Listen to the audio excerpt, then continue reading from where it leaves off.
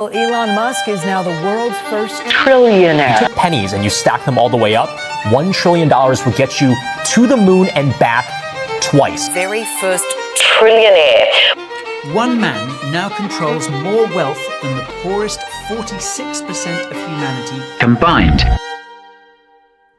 To my regular listeners, I know you guys don't like it when I ask you to subscribe.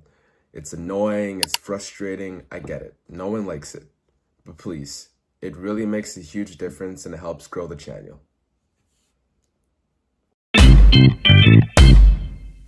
Good morning, or in case you're somewhere else in the world, good afternoon, good evening, and good night. This is The Front Door, because every good argument deserves someone kicking it open. I'm your host, Paul Afalabi-Alukun, and I'm your co-host, Paul Afalabi-Alukun. Welcome to today's deep dive. So, usually when you look at a bank account, right, you expect to see actual cash in there. Exactly. Like, when you put 10 bucks in, 10 bucks is sitting right there. But what happens when you look at a net worth and the number has 12 zeros? But well, the money doesn't actually exist. Yeah, you're basically staring at the ultimate mirage. Like, you see this massive mountain of gold, but if you reach out to touch it, it could just vanish in a cloud of rocket fuel. And that mirage is exactly what we're looking at today. We're unpacking an opinion piece by Jonah Goldberg from the Los Angeles Times on June 16th about the recent public outrage over Elon Musk becoming the world's first trillionaire, which happened right after SpaceX went public, yeah. Right, so our mission today is to examine Goldberg's rhetorical tricks, his defense of extreme wealth, and, figure out where the economic logic ends and the pure vibes begin. Okay, so before we get into the back and forth, let's actually pin down what Goldberg is arguing. Because I think people might skip right past the thesis and go straight to being mad about Musk. Right, and to be fair, his thesis isn't explicitly about Musk at all. He says it himself, and I quote, "None of that is very relevant to the explosion of outrage over his status as the world's first trillionaire." His actual position is that the outrage over Musk's wealth is built on a factual misunderstanding of how wealth works, and that, in his words, he's on the team capitalism, not team Elon. So the thesis is basically extreme wealth built through innovation isn't theft. It's the byproduct of growing the whole economic pie. And getting angry about it is more about feelings than facts. Could we please get a round of applause for that? Yep, perfect. Okay, yep. And he doesn't just assert that, he backs it up. Let's call out the actual methods of proof he leans on, because there are at least two big ones doing the heavy lifting here. The first is verifiable fact. He cites that the US economy was worth about $1 trillion in 1969, grounding his argument in a measurable historical statistic rather than opinion. By showing how dramatically the economy has grown since then, he demonstrates that wealth is not a fixed pool to be divided, but something that can be created. This directly supports his implicit thesis that Musk's fortune is the product of expanding the economy, not taking wealth from others. And another method of proof he uses is illustration through contrast. He writes, "If your neighbor wins the lottery, you will be poor in comparison, but your ability to clothe, feed, and house you and your family will not have changed." Instead of arguing with statistics, he uses a simple, relatable scenario that anyone can picture. Oh, so what you're saying is that the contrast separates feeling poor from actually being poor.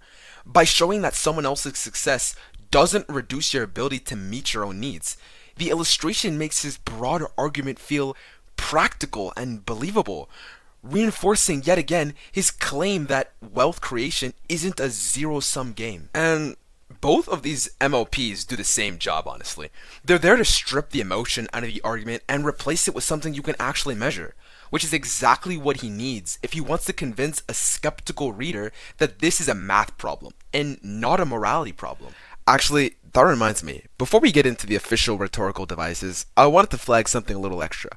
That opening move where Jonah roasts Musk personally, calling his time leading the Department of Government Efficiency quote-unquote performative vandalism, taking shots at his politics and even his personal life, and then almost without warning, pivoting to praising SpaceX as a testament to human ingenuity, the total whiplash is kind of hilarious. Oh, for sure. But that whiplash, it serves a really specific purpose. It's a deliberate separation of ethos and logos. Exactly. By criticizing Musk first, Goldberg earns credibility with readers who are already skeptical of him, as you mentioned earlier. So when he later defends the trillionaire's wealth, it doesn't sound like blind admiration. I mean, You don't have to like the guy to accept the math. Nice bit of expert analysis, buddy. Okay, so for the actual rhetorical devices, the first one I'd point to is anticlimax. Okay, let's break down this line. The world gets a cure for cancer, the economy saves countless billions fighting cancer, and I get to buy a bunch of cool stuff. Wow. Well, it starts by building toward what sounds like an incredibly serious, world-changing conclusion, a cure for cancer and massive economic benefits. But then suddenly drops to the almost childish reward of, I get to buy a bunch of cool stuff. That unexpected shift is humorous because it deflates all the grandeur in an instant. At the same time, it supports his argument that there's nothing immoral about innovators becoming wealthy after creating enormous value for everyone else. Good catch. The second device is antithesis. He writes, in objective terms, no one was made poor by Musk getting richer. Subjectively, however, we're all poor. The sentence is split into two balanced halves that directly oppose each other. Objective versus subjective, economic reality versus emotional perception.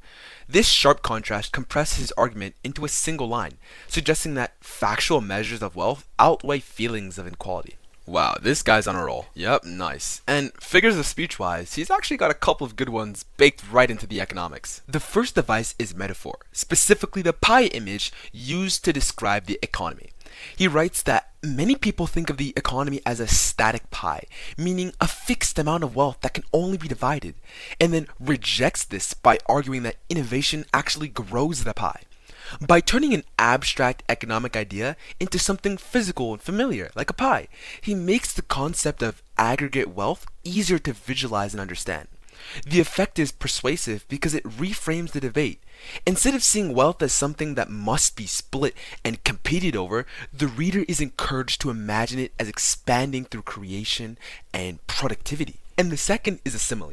In the line where he says politicians react as if it was a suddenly discovered treasure ship, that comparison takes Musk's paper wealth and turns it into a fantasy.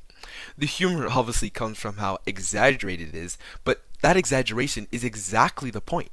It mocks the assumption that wealth is a physical stash you can simply find, rather than something that exists as a value created in markets. And that humor isn't just confined to one clever comparison. It reflects the article's broader use of tone. The piece deliberately shifts in a way that shapes how we trust the argument. It begins with a sharp, slightly sarcastic edge in its critique of Musk's political and personal life, designed to signal distance and skepticism. But once it moves into economics, that voice softens into a calm, analytical tone that feels structured and explanatory, rather than emotional. It demonstrates that the author can criticize Musk without losing intellectual control. Hey, it's me again. I just wanted to say that this episode of The Front Door is brought to you by Pie Chart Financial, the wealth app for people who are tired of feeling poor next to their neighbor's yacht.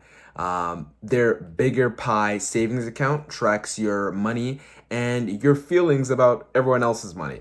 Pie Chart Financial, because it's not hoarding, it's just accounting. And we're back. Okay, now that we dissected this piece, how do you feel about it? Okay, so let's look at the math. Goldberg argues that Musk's $1 trillion isn't some pile of cash sitting in a vault. It's market capitalization. Right, and if SpaceX stock crashed tomorrow, that money wouldn't suddenly disappear because it never physically existed as cash. It's a valuation, not a bank account. Okay, but here's where things get a little tricky. I mean, I agree that people often treat a billionaire's net worth like it's literal cash, and Goldberg does a great job explaining why that's wrong, but I disagree when he dismisses it as just accounting, because that paper wealth still creates very real power. How so? Well, Goldberg points out that SpaceX's soaring valuation turned welders and cafeteria staff into millionaires. If that wealth can transform their lives, it can certainly transform Musk's. He doesn't need to sell his shares to benefit from them.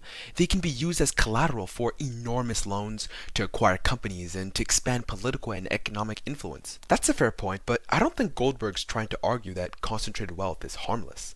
His target is the idea that Musk's fortune must have been taken directly from everyone else. And on that, I completely agree with him. The economy isn't fixed, and innovation really can create new wealth. I just think there's a second conversation to be had about what happens once that wealth is in the hands of one person, and the article mostly leaves that unanswered. You know what? You got me thinking about Maslow's hierarchy of needs here.